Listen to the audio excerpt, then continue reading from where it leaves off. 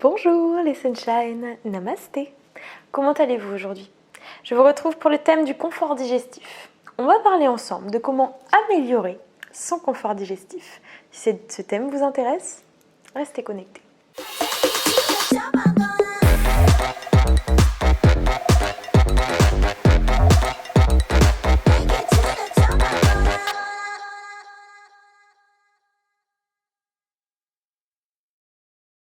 C'est Manon, votre coach sportif holistique qui vous accompagne à briller de santé sur la triade corps, âme, esprit avec un accompagnement global de votre corps, de votre être, tout complet. À la fin de cette vidéo, les sunshine, je vous ferai un petit tirage avec l'oracle des licornes puisque je suis dans ma phase licorne. Donc voilà, entrez dans le monde enchanté de la magie et des miracles. Avant ça, on va parler du bidou. Le ventre, le centre de nos émotions. Des mots que j'ai vécu pendant quasiment 25 ans. Donc je peux vous dire que je suis plutôt experte en la matière du ventre. Tout ça pour vous dire que en fait, quand notre ventre on se sent pas bien dedans, on n'est pas bien dans la tête. Que ce soit parce que vous mourrez de faim et que vous avez le ventre qui gargouille, ou alors parce que vous avez mal mangé et que vous avez le ventre qui digère pas bien, ou vous avez ballonné, que vous avez le ventre gonflé, ou alors le ventre qui serre, qui se tord, le pantalon qui serre, vous ne sentez pas bien dans vos vêtements. Qu'importe. Quand on a mal au ventre, vu que c'est notre deuxième cerveau et qu'il est fait d'un nombre de neurones 200 000, c'est de la folie, vous captez tout en émotions, c'est le centre de vos émotions. Donc vos sentiments et ressentiments sont complètement impactés par ce ventre. Alors comment améliorer son confort digestif? Aujourd'hui on en parle.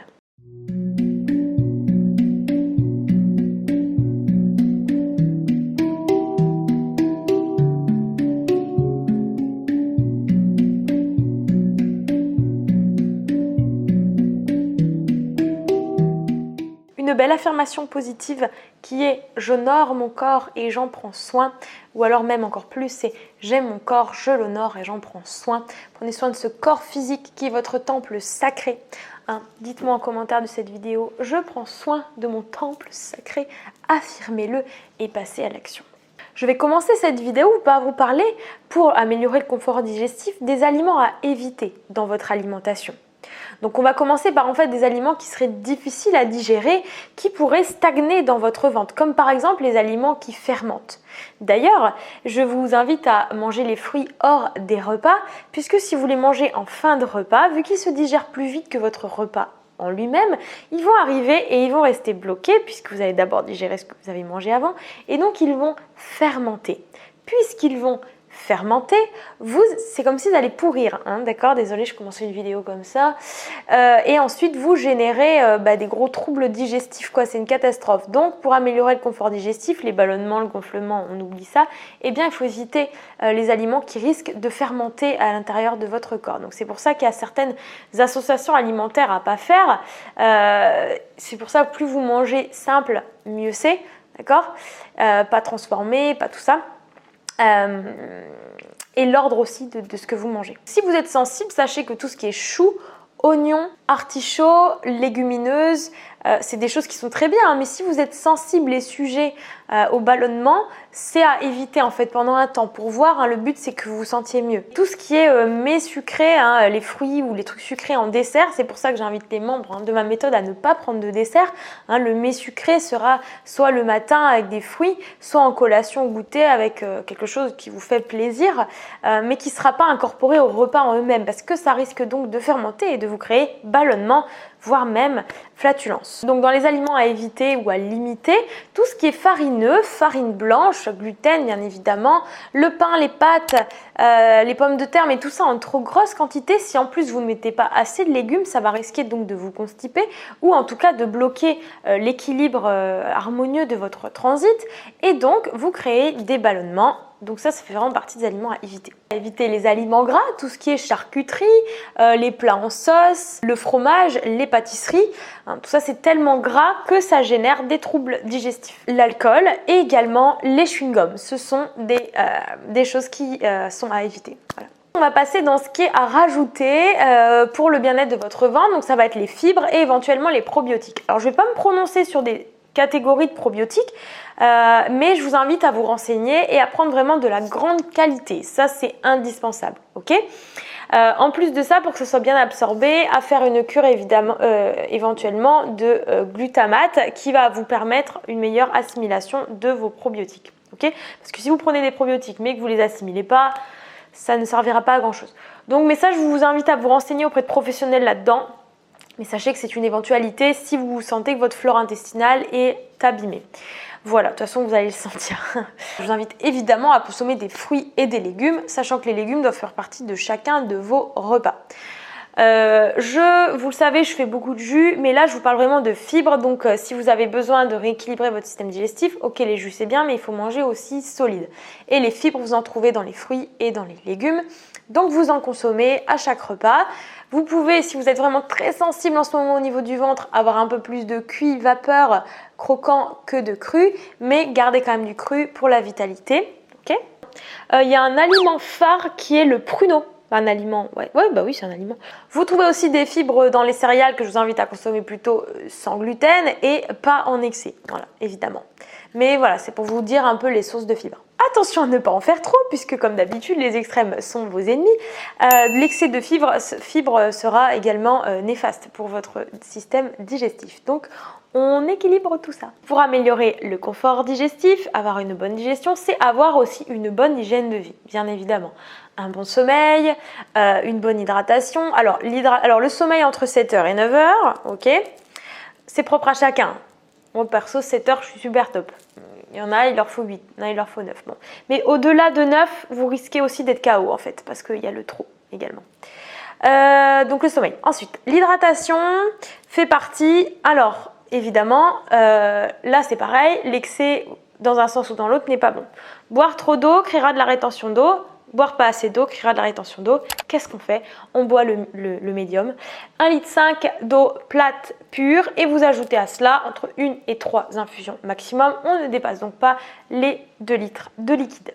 Pour éviter de perturber les sucs et enzymes de votre digestion, vous évitez de boire trop pendant les repas. Vous buvez hors repas, vous buvez toujours votre verre d'eau le matin au réveil à température ambiante, le soir également avant de vous coucher et vous ne buvez pas la nuit.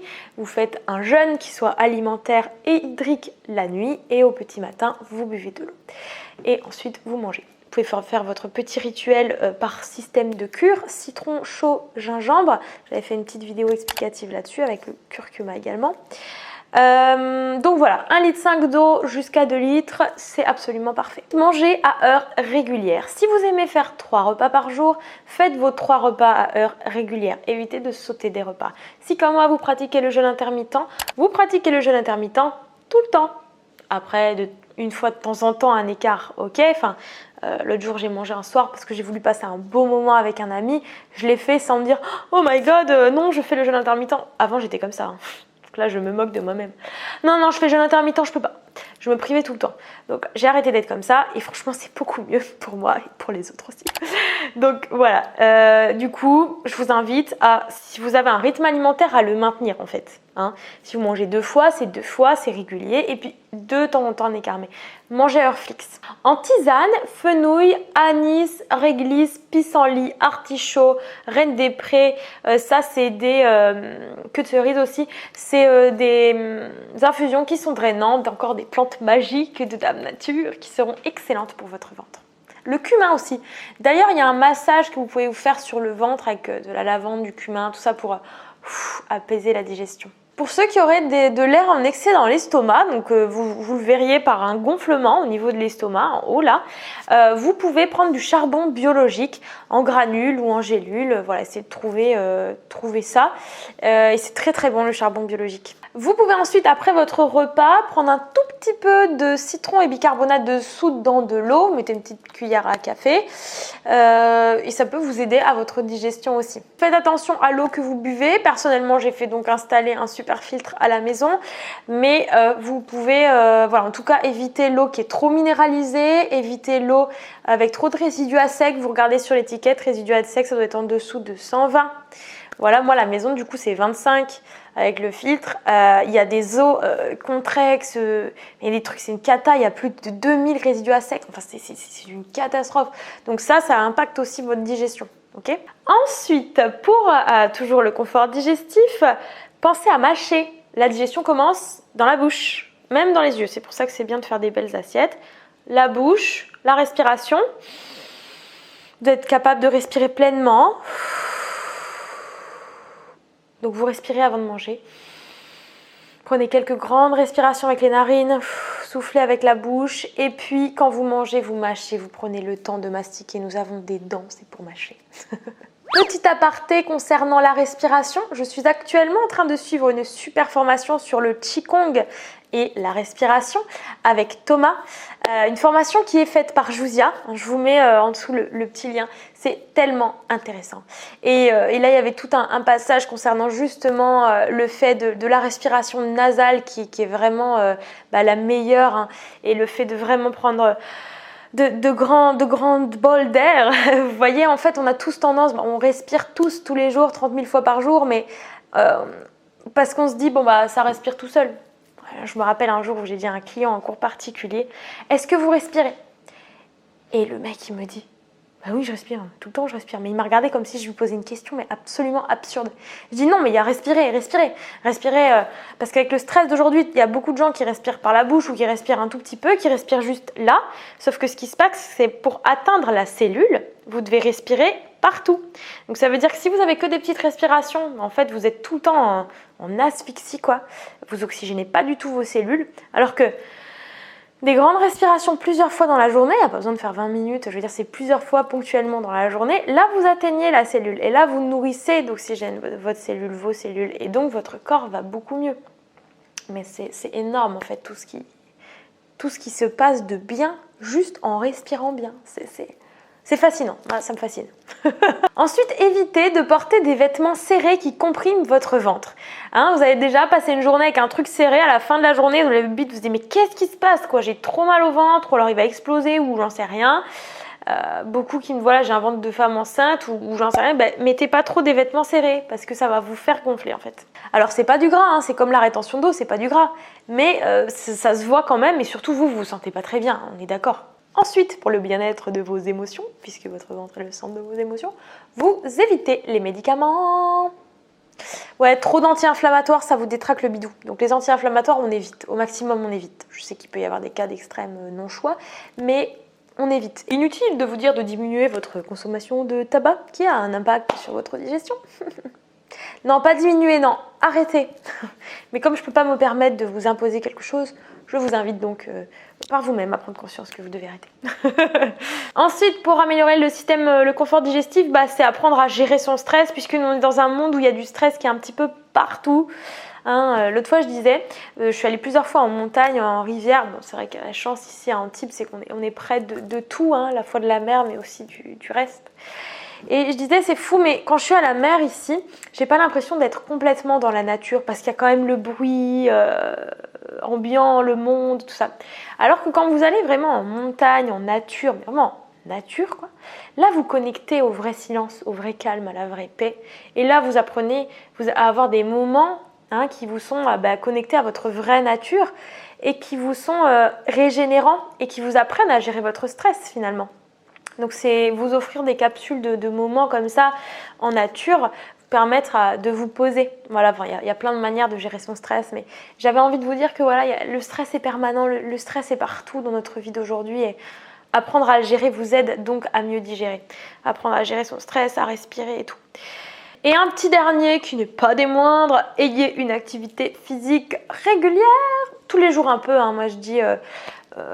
que ça soit des jours intenses, des jours cool pour faire du yoga, des étirements, du cardio, du renforcement musculaire, du pilates, du yoga latte, un sport que vous aimez, un sport collectif, un sport seul mais qui vous plaît, je sais pas, mais une activité, même juste marcher, une activité physique régulière et quotidienne un petit peu.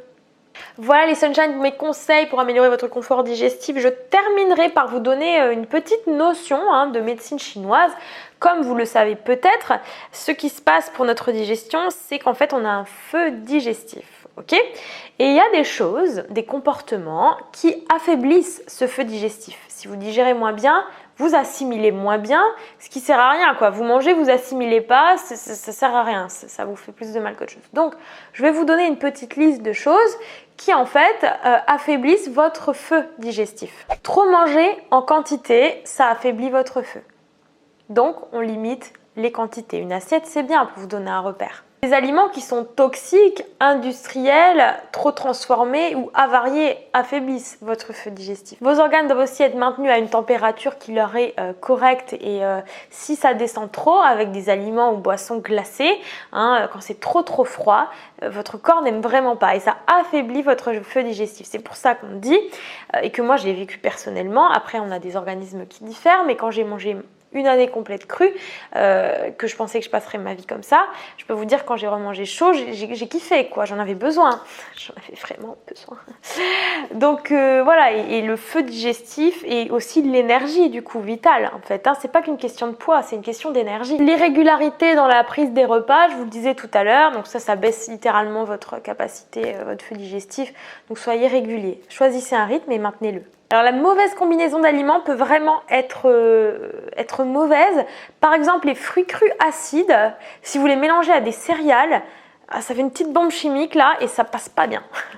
Autre chose qui affaiblit votre feu digestif, c'est une constipation durable dans le temps, quoi. Donc si vous avez ce problème, il faut boire des plantes, boire du thé vert, vous faire des jus, rajouter des fibres et manger des légumes, beaucoup de légumes, quoi. Voilà. Puis après, voir un médecin si jamais, c'est le dernier recours, ça dure vraiment trop méga trop dans le temps, quoi. Pour terminer, le manque de sommeil, le stress, les troubles de l'anxiété, tout ça, le packaging émotionnel vient baisser votre capacité à digérer. Voilà, et donc dans l'Ayurveda, on conseille bien le petit verre d'eau chaude, pas brûlante, le matin à jeun. Donc vous pouvez le boire juste comme ça, ou avec votre citron, avec votre gingembre, comme vous voulez. Ok ? Il y en a qui peuvent être sujets à être sensibles au citron, pas vouloir faire tout le temps, donc prenez juste de l'eau chaude, ça sera très bon. Voilà les Sunshine, j'espère que cette vidéo vous a apporté plein de pépites de conseils, de bonheur pour votre bien-être. En tout cas, c'est tout ce que je souhaite. Je vous envoie de belles ondes. Je vous souhaite de passer plein de petits moments de bonheur. Ah, je voulais vous faire un tirage de licorne. Non mais j'avais oublié mes licornes quoi. Et d'un coup là, j'ai une licorne qui est venue dans ma tête qui a fait pouf, tu m'as oublié. Sans déconner. Je vous fais... Vous pouvez liker cette vidéo, vous abonner parce que c'est trop cool.